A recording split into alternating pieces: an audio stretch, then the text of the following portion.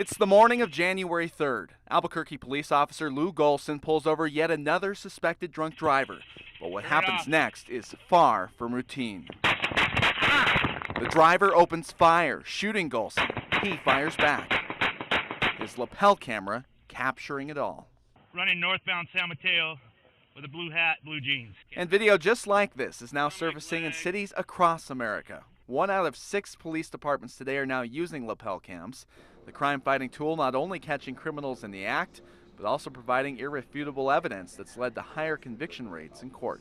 They have been excellent for what we use them. Locally, Las Cruces PD is leading the way when it comes to lapel cams. Different traffic. You showed me back around 1019 drop off. The city received around $300,000 in grant money to equip each of the department's 10 traffic officers with one. So you're just flipping it on there? 70 more cameras are on the way for patrol officers. A second set of eyes during every traffic stop. This guy was on his cell phone in the gold car. Usually when a camera is on, both the public and the officers tend to be on a better behavior. For years, Las Cruces Police have recorded audio of all traffic stops, but now with video, they can build a much stronger case.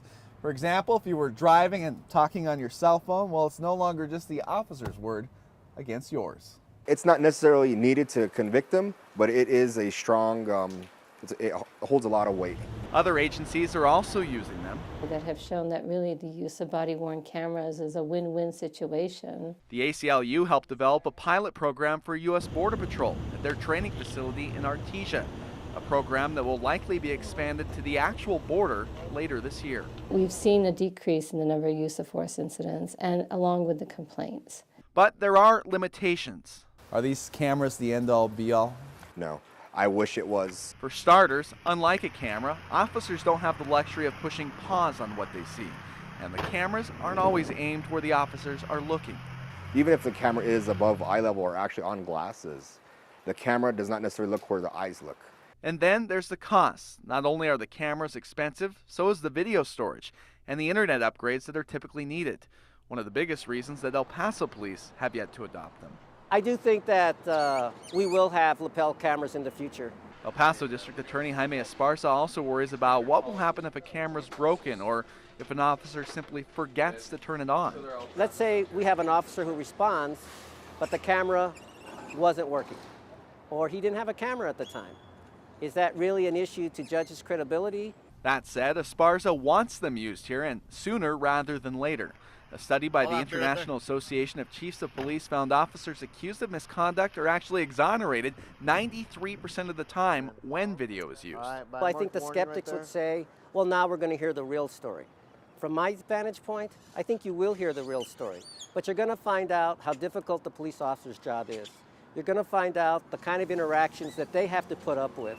Back in Albuquerque, where cameras are used extensively, the results on that are mixed. I'm gonna put you in cuffs, okay? This woman claimed that she was sexually assaulted by the officer who arrested her for DWI. Inappropriately touched me while I was going in the car. But video proved otherwise. The whole thing's on video, man. You can say whatever you like. Now she's saying that I touched her while I put her in the car. Do it. But the DA in Albuquerque is now charging 2 other officers with murder. Get on the ground! After they shot this homeless man with beanbags in October, he died the next day. Beanbag! Beanbag!